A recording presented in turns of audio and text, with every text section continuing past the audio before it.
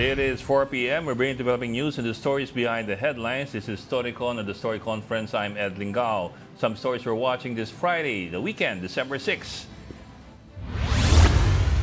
The employment rate has slightly increased to 96.1% in October 2024. That's from the 95.8% the month prior. The latest figure translates to a total of 48.16 million employed Filipinos for the month. The driver of the truck that plowed through vehicles on the northbound lane of the Katipunan flyover has surrendered to the police. Authorities said that the driver supposedly lost control of his brakes. The incident resulted in 4 deaths and 25 injuries. The Philippines and Japan have signed a 611 million peso security assistance agreement. This is expected to boost the defense capabilities of the AFP. The deal includes funding for coastal radar systems, rigid-hulled inflatable boats, and other military equipment. And joining us today is Philippine Star Editor-in-Chief Ami Pamintuan. Ami, magandang hapon. And wala ngayon si Tito Ronald. I think he's mobile. He's on the move. Yep, pupunta na yata siya sa Rome. Yan, pwede mo na siyang tawagin Papalicious. Naghahanda siya dahil kung hindi siya maganda na maigi, matutunaw siya pag tungtong niya ng Vatican. So, yan po. Kailangan siyang bigyan ng general absolution muna. Ami, ano yung mga big stories today? O kung sabihin Medyo Maris mabagal yan, Hinihintay pa natin yung development dun sa impeachment. I-forward daw sa office ni Speaker. I think the office will be furnished a copy lang kasi kailangan pa yan sa Justice, di ba? Yung Committee on Justice. Yes. So, hinihintay pa natin yan. Pero bibigyan daw siya ng saka wala pa siyang official statement, although baka hindi siya magbigay ng official statement. Kaya ganon. Tapos, yung pinapa-verify sa Philippine Statistics Authority, yung 677 pa na mga pangalan doon sa mga acknowledgement receipts na sinubmit ng Office of the Vice President sa Commission on Audit.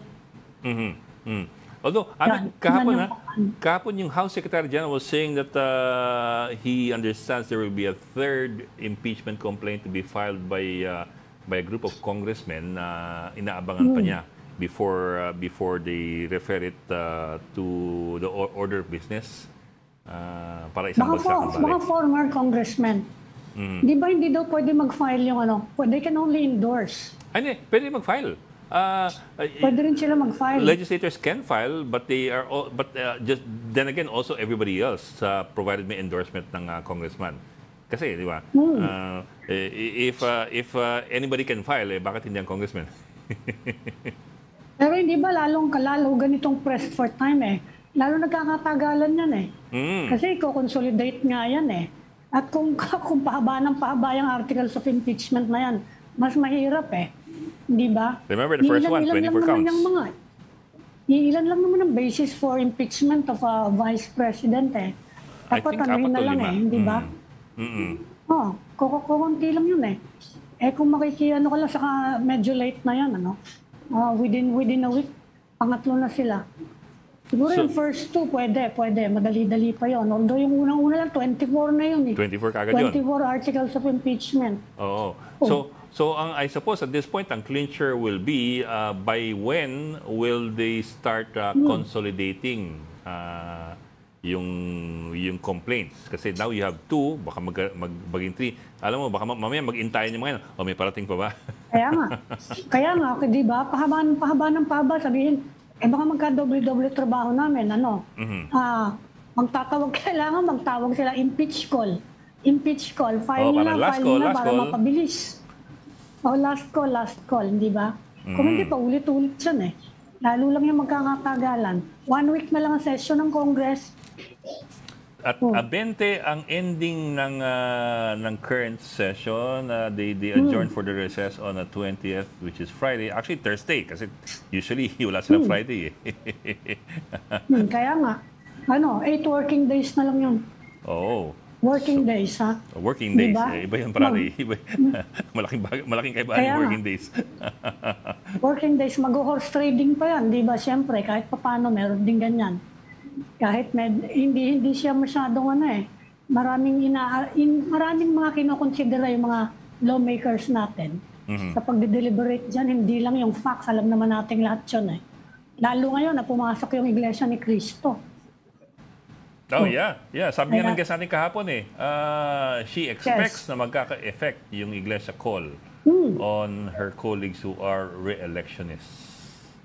Yeah, especially, tama, mag-election. And remember, ang posisyon ng INC is they are not supporting directly the Vice President, they are supporting the position of the President. Diba? Na yung original na report niya na nag-text siya na don't waste your time impeaching the Vice President. It's a very, very subtle way of saying, we are protesting against any impeachment. Yan na nga. Di ba? You are supporting the no impeachment. Pero at the same time, it's also the statement of the President. Officially, hanggang ngayon, di pa natin alam. Lahat ng mga nagpunta dun sa fellowship, quote-unquote, sa Malacanang, talagang sinasabi nila, fellowship lang daw yun at kantahan ng Christmas song Di wala daw Christmas gift kayo talaga. Wala naman daw giving dun. Ang Christmas gift lang nila kay President Marcos, yung manifesto. Yung manifesto, di ba? Kaya lang yun na nga. Tinatanong nga natin, why is there need to submit a manifesto of support? Anyway, Ami, let's bring in our first guest for this afternoon. We are pleased to bring in a woman, labor and human rights lawyer. Sorry, I misread that. A lawyer who takes the cudgels for women, human rights, and labor. Welcome to Storycon, Attorney Virginia Suarez. Attorney Suarez is also an awardee, I think, of the Women of Power Award of March 2024. Maraming salamat for joining us this afternoon, Attorney Suarez. Good afternoon, Attorney. Good afternoon, Annie. Good afternoon, Ed. Yes, ma'am. Good afternoon. Magandang hapon sa lahat na nakikinig sa inyo. Thank you, ma'am, for joining us this afternoon. Yes, we thought it would be a good time kasi everybody's talking about the scandal in showbiz, but I thought it's also a good time to educate people about certain aspects of the law which would involve partners and their rights. I'm talking in particular about the VAUSI law, yung RA 9262. And how this law protects the rights of partners, of women partners, whether you're married or living in or kahit hindi, kahit dating lamang.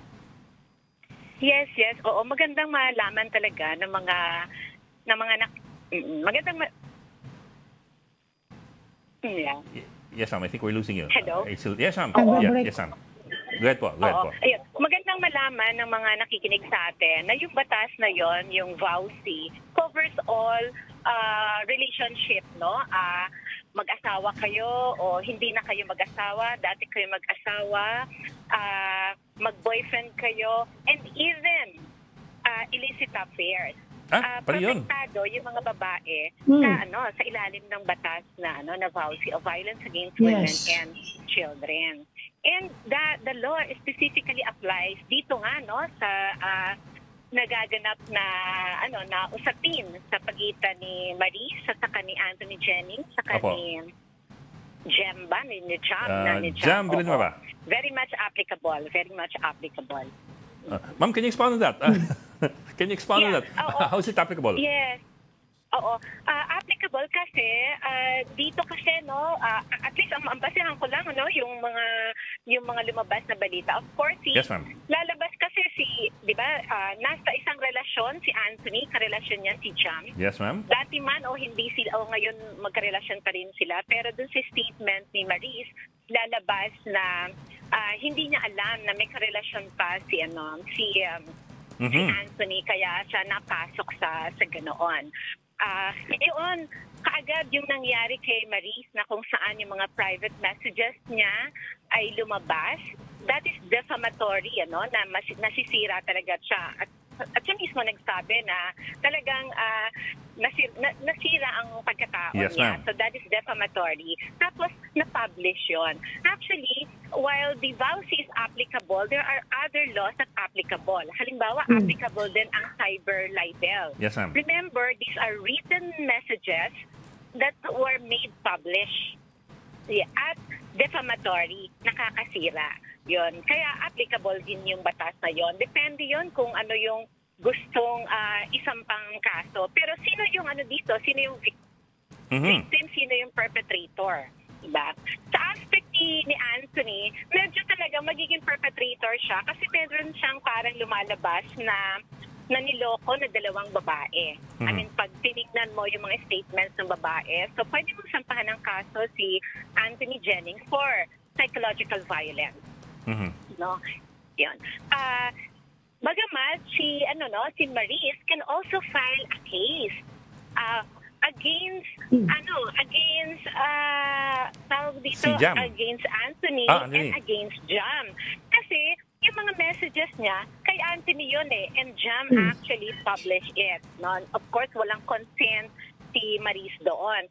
Pero alam mo, let's be frank about this. Yun namang, pag tinignan mo yung mga messages, that these are natural, intimate messages between couple. Diba parang pag tinignan mo, between a couple, walang masama dun Diba?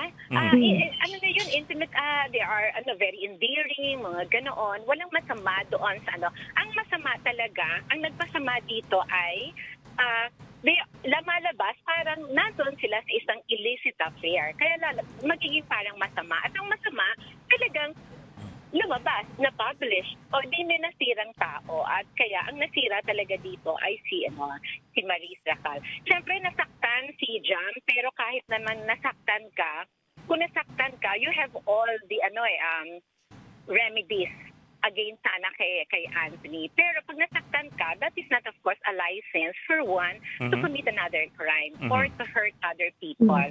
O yun. Kaya pag yung ganun siyang ganung lalabas, kaya agad ako tinignan ko, no, kahit pag-gaano ka-intimate yun, that's just natural. I mean, all loving couple, ay may mga ganong intimate text messages at hindi ko siya nakikitaan ng masama.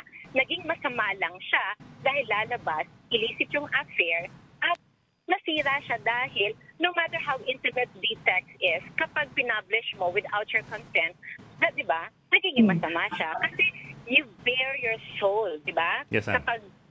Kapag nasa isang relationship ka, pag mahal mo, you say everything, you bare your soul. Kaya parang sabihin, I pity Maris na napunta siya sa ganung sitwasyon when she dared bare her soul to her man na pagkatapos na-publish ang lahat ng yon. Ma'am, if I may, ma'am. Hindi niya gusto ma-publish yun. Ma'am, if I may, ma'am, tell me if I'm getting this right. Parang this is turning out to be a multi-layered legal issue. You're looking at several possible violations of several laws involving violators from several sides. Example, tell me lang if I'm getting this right.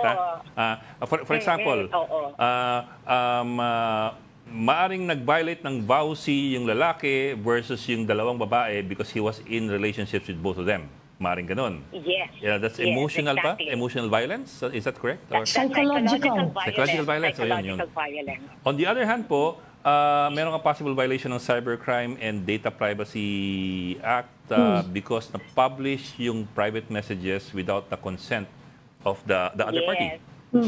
Yes. Oh, and that also yung cyber libel. Cyber libel. Siya sa ganoon. Yes. Oo. Actually, Ed, and attorney, matetesting dyan itong mga batas na to Kasi I read that VAUSI, no? Ed, you better read that law kasi medyo matindi ang mga penalties dyan sa mga lalaki. Oo. And pag kayo, nagtataka ako, nung lumabas siya, nagtataka ako kung paano nakalusot dun sa mga lalaki sa Congress natin na pumayag sila. Hindi talaga, ang tindi-tindi ng penalty Kung i-apply, yun ang tanong dyan. Kasi marami kaming nakukuhang ganyang report, attorney, na actually binubugbog na yung physical violence, Yeah. not just psychological, na medyo mahirap-hirap i-define yung psychological, no? Pero yung domestic violence talaga, binubugbog yung misis, binubugbog yung partner Ay, na babae, and the children, pumupunta sila sa barangay, hindi daw sila tinutulungan. Although the law also states na dapat frontline na assistance yung barangay, ang sinasabi ng mga babae, nagrereklamo sila, hindi daw sila tinutulungan kasi ang sabi daw sa kanila, that's a family affair, wala kaming pakialam dyan. Ay, meron ba napaka-medieval naman. yun ang sinasabi. Oo, so anong masasabi niyo daw, attorney? Is that pretty common also sa experience ninyo? Oo, marami pang ganoon, pero marami na rin talaga tayong cases filed before the court. Ako nga, kung ako ang tatanungin, if I were to choose kung anong kaso, I will still choose the vowsy Kasi bakit? Pag ito ay nakarating sa korte, hindi talaga ito nasisettle. Talagang yung judges talagang mahigpit. Kasi this is one of the many cases that cannot be compromised. Hindi talaga pwede ang settlement dito sa kaso na ito. Siguro yun din ang rason kung bakit sa barangay level, pag ini-implement ito, medyo yung mga barangay, hindi ganun kahigpit. Kasi talaga, pag nakarating na ito sa korte, mahigpit talaga ang mga judges dyan. Kasi ako, I have handled so many cases involving vowsy at mahigpit talaga ang mga judges. May-implement naman nila fully kasi attorney, ang titindi ng mga penalty Yung mga lalaki, they will lose everything. The house, the car, including the dog, ha? Na hindi sila makasilip dun sa bintana, dun sa kapag nagreklamo yung partner nila. Ami, kasi ang batas kasi sa barangay level pa lang, pag nagkabugbugan na, dapat talaga, regardless kung sino ang may-ari ng bahay, kahit palalaki ang may-ari ng bahay, pero pag may domestic violence, agad-agad yung barangay, pwede nilang bitbitin yung lalaki at ilabas doon at ilayo. Diba? For 15 days, hindi siya pwede umuwi talaga sa bahay. At yun yung pagkakataon ng babae na pumunta naman sa korte.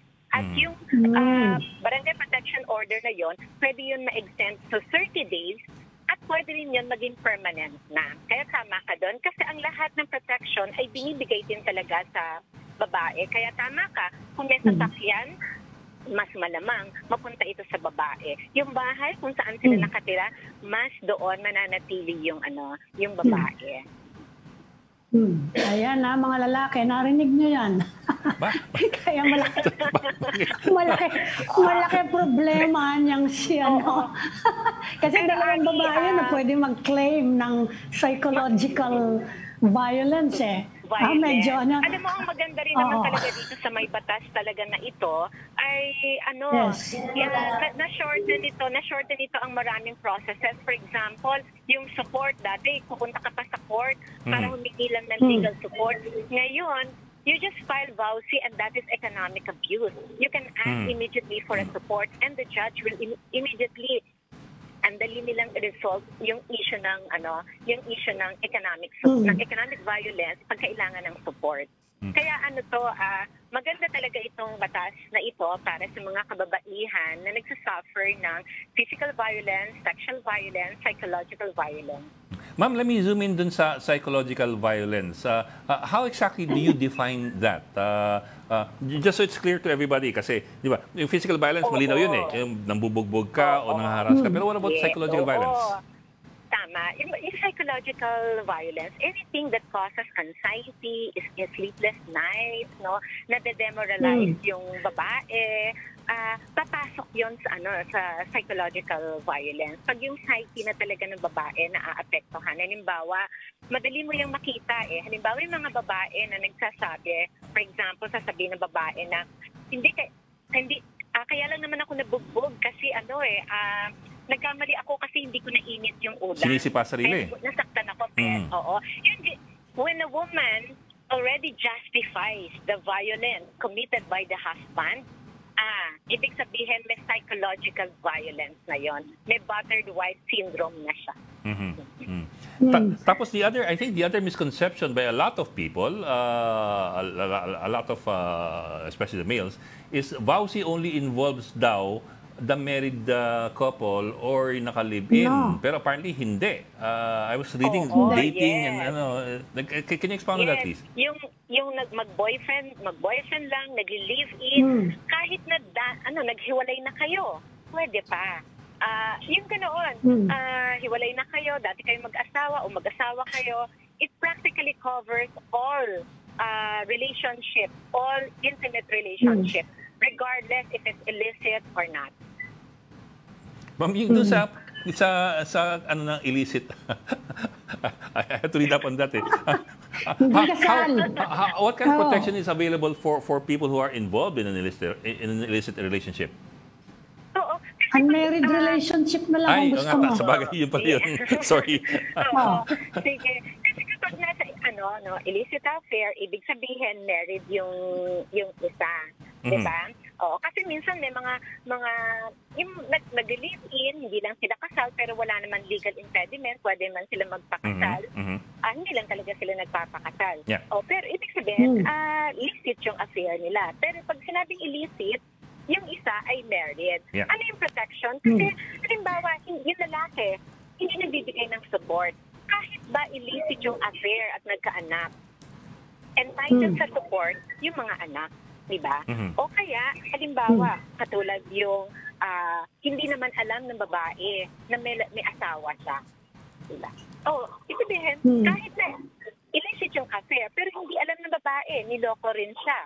Sabihin, entitled siya. O di siya rin ay na-violate din siya.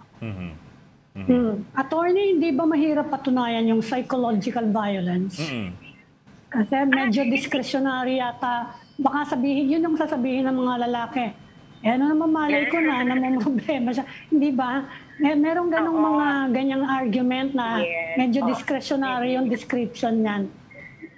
Ano naman, pwede naman mag-undergo ng psychological evaluation. Of course, yung recent Supreme Court now says that psychological violence, or psychological incapacity rather, is no longer a medical term, rather it's a legal term. Kaya hindi na kailangan yung mga psychological report. But then, of course, if you really want to prove na may psychological violence, talagang maganda rin talaga ako. I always ask them, my clients, na mag-undergo din talaga ng psychological evaluation. For me, to immediately, kaya kong sabihin na siya, may psychological violence sa kanya, na nag-suffer siya ng psychological violence. Ma'am, I was going to the website ng Philippine Commission on Women. Apparently, one of the questions that is consistently raised is, paano kung yung lalaki naman ang may reklamo? Is it applicable? Although, vowsy nga naman, di ba? The vowsy is not applicable sa lalaki because the vowsy talaga is intended to protect the women, but women and that does children. not mean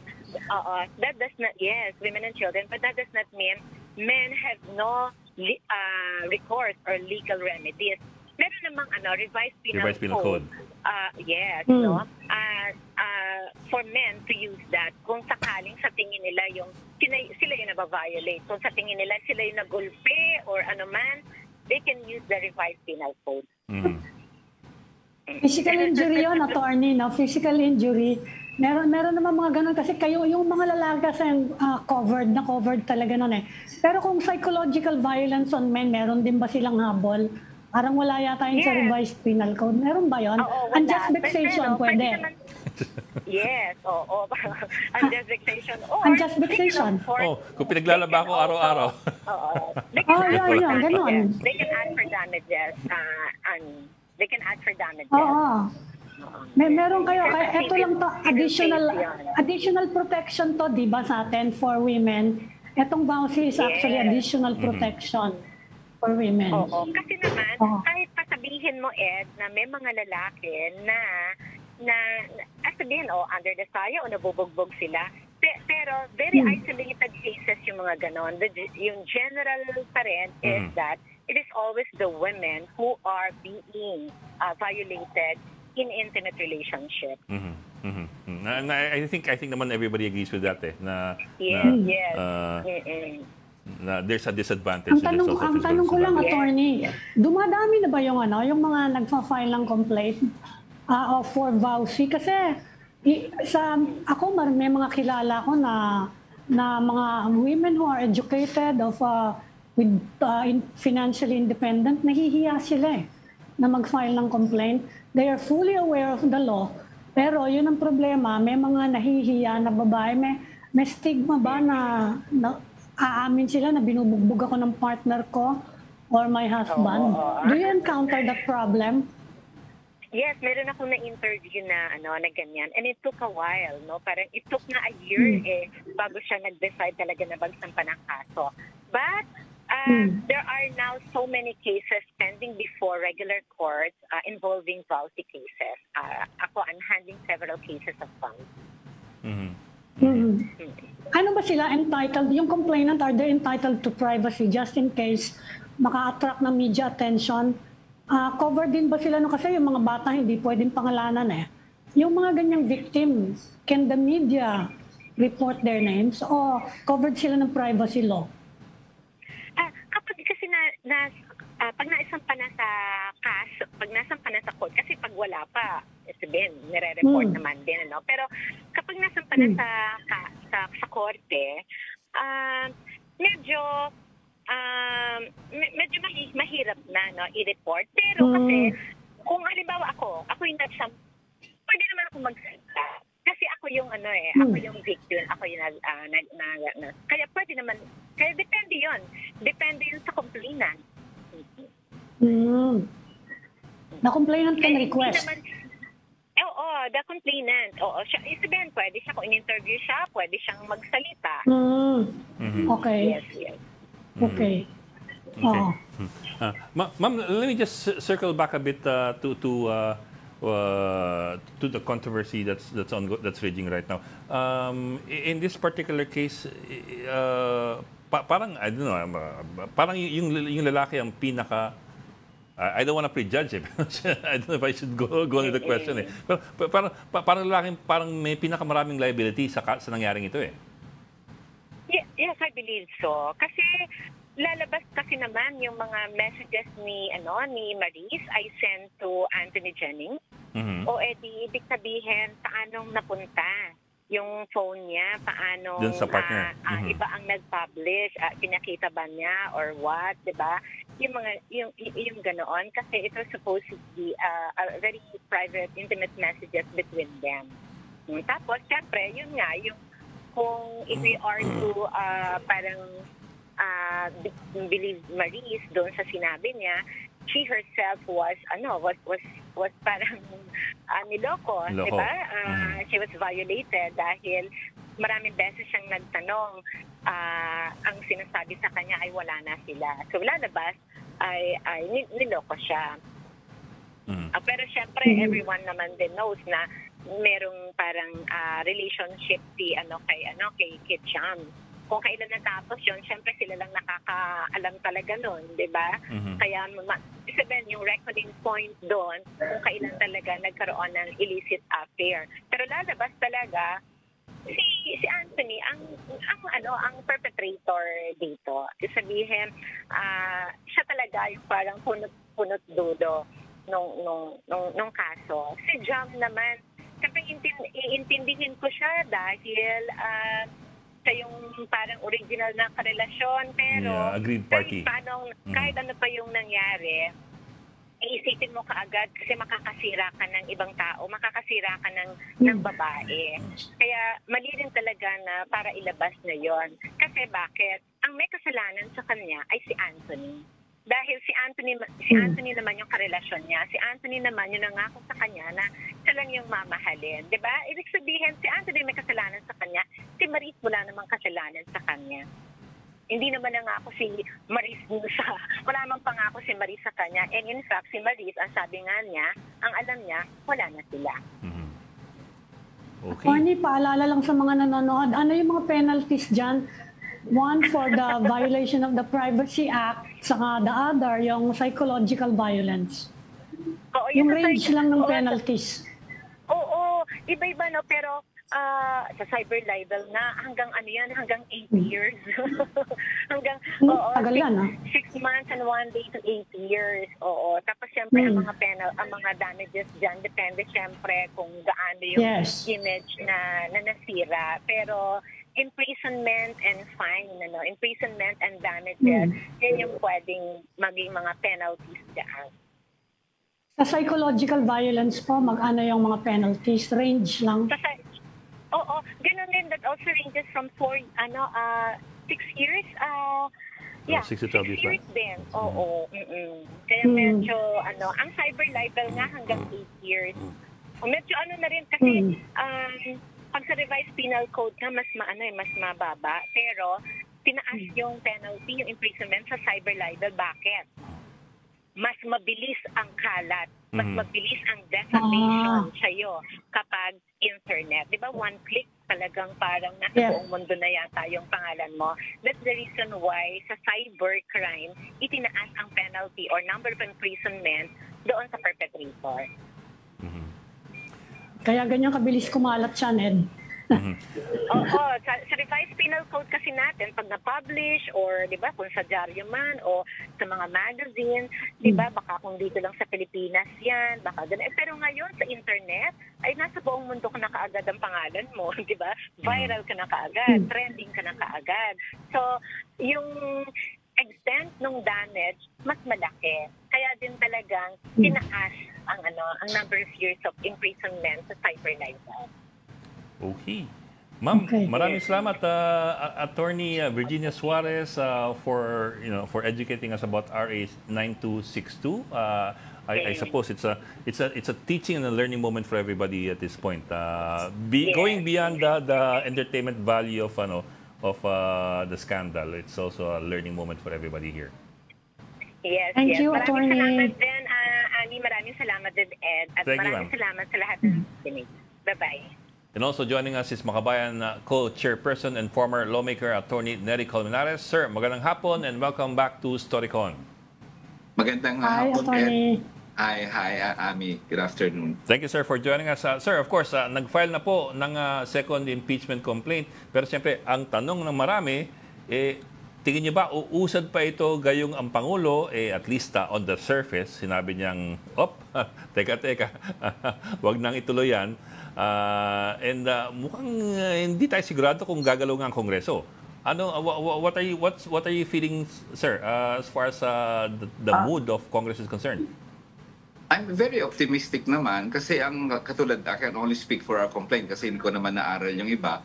Yung complaint naman namin was based on the hearings ng Congress. Yes, sir. It's only isang ground lang yon because we really made sure na gahol na sa oras, dapat isang ground lang para mabilis ma-resolve ng Senado on trial. So, 3 acts lang yon ang pag-violate niya ng batas at ng circular kung paano gastusin ang confidential funds kasi may mga medicines. Ang medicine, di naman yan confidential fund, regular budget. Yung second, yung fraudulent na mga resibo, mga Mary Grace Piatos. Yung pangatlo, yung refusal to account sa Kongreso at pag-attend sa hearing. So, these are very easy acts na galing mismo sa hearings ng Congress. So I don't see any reason why bakit hindi sila gagalaw. Sila mismo ang nag-ungkat ng mga ebidensya na to at mga grounds na to na sinabi rin ng ilan sa kanila, these are impeachable offenses. So ako am very optimistic naman that they will support the impeachment or at least we can gather the 106 votes required for the impeachment complaint to be transmitted to the Senate. Pero sir, of course, it is going to be a political vote if it comes to that. It's not going to be a legal vote. Unfortunately, that's the way it's going to be. Yes, and for me, politically, it would be bad for Congress to, after all the hearings, 9 hearings ata yung Good Governance Government Committee, and then they will just say, well, there's no substance, there's no form. Mahirap yon. They cannot just let it sleep kasi because there are periods sa rules they need to transmit it to this committee within 10 days, di ba?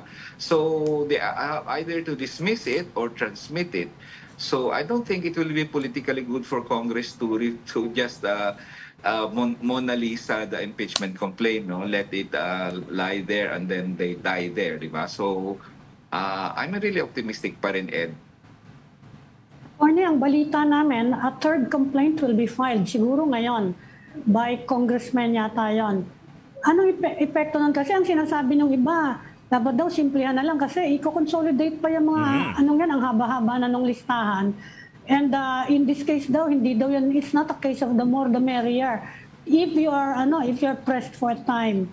Ano po yun ba ang hinihintay natin ngayon? Kasi I don't think there's any move to consolidate at this point. Yes, I don't see any move to consolidate sa ngayon. They can do it, but I don't know what their decision is. No, it doesn't add to the time issue. Kasi if they file it at i-refer yan sa Justice Committee, the Justice Committee can either consolidate or choose a very strong complaint and transmit it to the Senate. So kahit ngayon sa plenary, 1/3 vote, they can transmit immediately the strongest complaint. So itong issue na lang ito na saan yung strongest complaint. If the one that will be filed is the strongest, then probably they will choose that. Yung sa amin naman, tingin naman namin, strong yung sa amin kasi it's based on their evidence. Pangalawa, isang ground lang. Simpleng ground lang. I was a prosecutor during the Corona impeachment complaint. Yes, we raised about 8 acts. And about 4 grounds. Kaya lampas 4 na buwan eh. Ito 1 ground. Isang buwan tapos na to sa Senado eh. If that is the case, by January matransmit, by February malamang tapos na yan kasi 1 ground lang. At yung ebidensya nito, official records na kasi. Nasa Senate, transcript na lang to ng admissions ni Vice President Duterte at mga official documents na sinabmit. Andyan na yung acknowledgement receipt. Andyan na si Mary Grace Piatos. And openly naman, official naman, yung refusal na to account sa mga Senate, sa mga congressional hearings. So, tingin ko, malakas yung sa amin naman, hindi ko alam kung yung pangatlo mas malakas pa. But anyway, kung sino man ang mas malakas, in the end, para sa amin, importante yan kasi para naman ma-hold to account ang isang impeachable official. Alam nyo, Ed, Ami, itong mga impeachable officials, yung mga Diyos to eh. While an ordinary employee pwedeng tanggalin anytime, hindi sila pwedeng tanggalin except through impeachment. So the impeachment is the only accountability mechanism left sa mamamayan para doon sa nagwaldas ka ng 612 million pesos na hindi mo man lang ma-account kung paano mo ginastos. Sa gitna ng hirap ang taong bayan sa buhay, dapat maggastos sa ayuda, sa libreng gamot, libreng paggamot, etc. So, unforgivable yung ginawa ni Vice President Duterte to quote her and dapat lang matuloy ang impeachment complaint. Pero sir, Attorney, ang iniintay namin ngayon, itatransmit daw sa Office of the Speaker yung mga impeachment complaints. Ano ba talaga yung process doon? Didiretso ba siya muna sa Committee on Justice o pupunta muna siya sa Office ng Speaker? Ang process talaga, you submit it to the Secretary General. The Secretary General submits it to the plenary. Of course, through the Speaker naman normally yan. Si Speaker dali sa plenary yan. Agenda na yan sa plenary. And the plenary will vote on it. The plenary has 2 options. The first is, i-refer niya sa Justice Committee. Pag ni-refer niya sa Justice Committee, di magkakaroon ng Justice Committee hearing. On the other hand, pwedeng may 1/3 vote na siya, 106 votes, i-transmit na diretso sa Senate, hindi na dadaan sa Justice Committee hearing. So in the end, it's the plenary, the majority of the members of the House who decides on how it will go. Not a single individual or not a certain group, but the House membership. And 1/3, that's the magic number, 106 ang kailangan ng impeachment complaint para matransmit na kaagad-agad dun sa Senado. Just like what happened in previous impeachment complaints.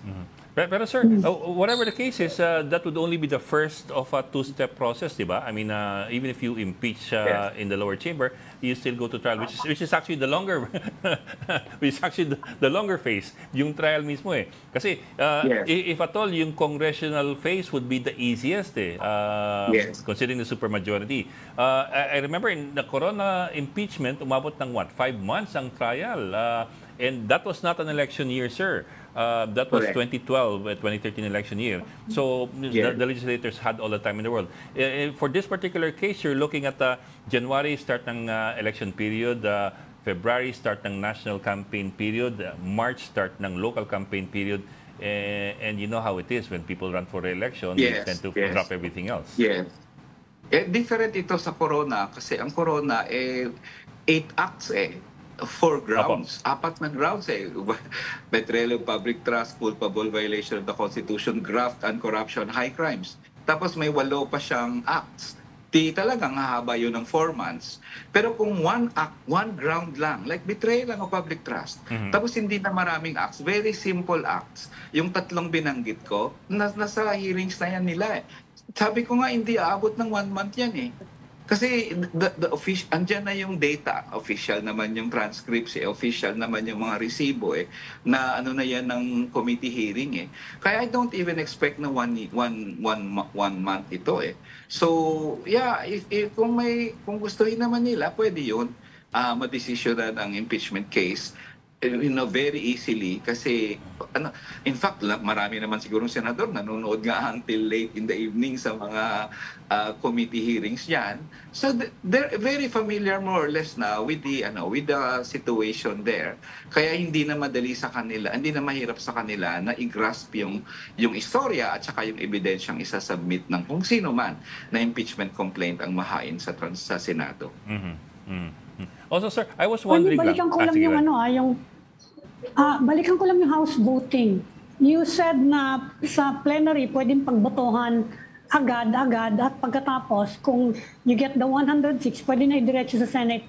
Yes. Kailangan pa mo magpirmahan sila o voice vote pwede na? Hindi, pirmahan po yan kasi articles of impeachment ang kanilang Yes. Articles of impeachment ang isasubmit sa Senado. It should be clear yung boto ng 106. Kung hindi mag-plenary, pwede na bang mangolekta Kasi meron na daw ngayon ongoing Nangongolekta na daw ng mga signature. Pwede na ba mangolekta tapos diretso na ipakita lang sa plenary? Yes. Kailangan ba sa plenary yung voting?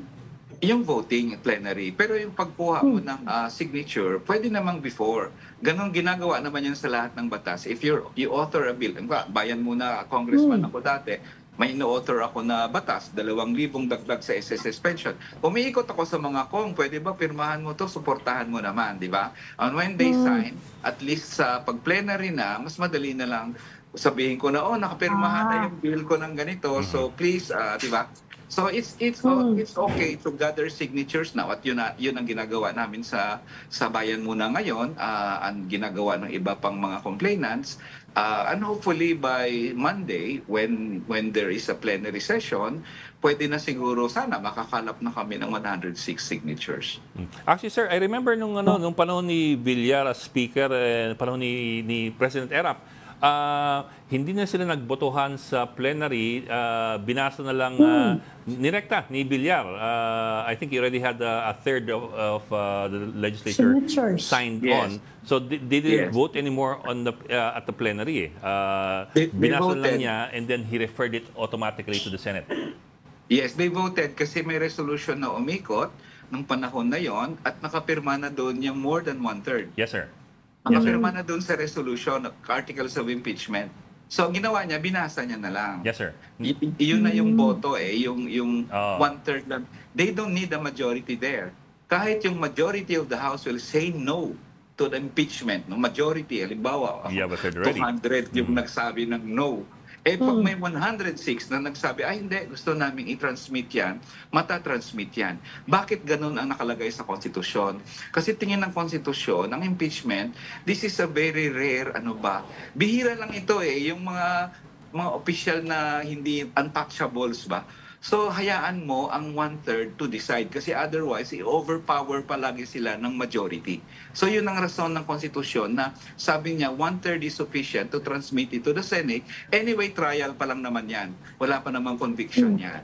So, that's the reason bakit 1/3 lang. So, ganun talaga ang mangyayari. Pag may pirma sa resolution and you're able to gather 1/3 of the signatures for articles of impeachment, that as good as go ka na. Kailangan lang isa lang sa plenary, of course, for the approval in general of the 106 na pumirma. So yun naman ang nangyari noon dati. At ulitin ko lang, ang target nyo by Monday, you're hoping that over the weekend you will get the 106 signatures. I hope so. I hope so. Kasi very simple na to para sa mga Kongs. That is their hearing. Sila ang naglunsad ng hearing. Sila ang nag-gather ng evidence. Ano pa bang aralin nila? At galing sa kanilang impeachment complaint, when we drafted the complaint, we based it on their transcripts. We based it on the documents that were submitted to the committee hearing. So there's no reason for them to really dilly-dally here because it is actually a result of the hearings that they conducted. Okay. Okay. Maraming So salamat. baka Lunes, Ed, meron na tayong botohan sa impeachment pala. I hope so too, para mabilis naman. Teka, sir. Baka you have an idea already. How many signatures have you gotten already? I don't know yet. Alam mo, hindi congressman ang bayan muna ngayon eh. Kaya wala kami sa loob ng House. We helped in the drafting of the complaint. We were one of the complainants and I'm the counsel, of course. But hindi kami privy sa ng House, sa loob ng House. The other thing is, sir, what numbers are we looking at ba? Kasi ilan pa yung congressman ngayon? Kasi you're saying 106 yung one-third eh. Yes. But 318, 317 ang members ng House ngayon. So something like that. Mga ganon, 317. Ang total na yan ng one-third is 105.3313. So wala namang 0.3. So you need to get past the one-third limit eh. Although sir, kasi I was talking to our reporter there in Congress, sabi niya 307 lang ata ngayon ng congressman eh. I don't know which number is correct eh. Kaya liliit daw nga yung one-third. Yeah, one-third of all the members of Congress. So, bibilangin kung ilan ang total na Ngayon, pag may absent dyan o may namatay o may ang bibilangin nila siguro yung total na membership eh. In any case, kung meron mang mga congressman na naging, na for some reason wala sa plenary, they will still base it, I think, on the total number of all the members of Congress. So, ang lahat naman nagsasabi ng Kong na 106. So I believe them because sabi ko nga walang bayan muna sa Congress this time, natalo kami ng 2022. So I believe that they know their numbers. So 106 yung sinabi nila, and that's probably true because it came from them from the members of the House themselves. Okay. Maraming salamat, Makabayan Co-Chairperson and former lawmaker Attorney Nery Colmenares. Thank you for joining us this afternoon. Maraming salamat. Thank you, Attorney. Thank you. And Ami, happy weekend to you. Thank you for joining us. Magtatrabaho na naman sa weekend. Ay, ewan ko sa inyo. Baka kayo lang. Masaya na naman yung weekend. Okay. Anyway, thank you, Ami Paminduan, editor ng Philippine Star. Happy weekend sa inyong lahat. Join us again on Monday at 4 p.m. for the Storycon. I'm Ed Lingao. We are One News, all sides, all the time. This is the Story Conference Group or the Storycon Group.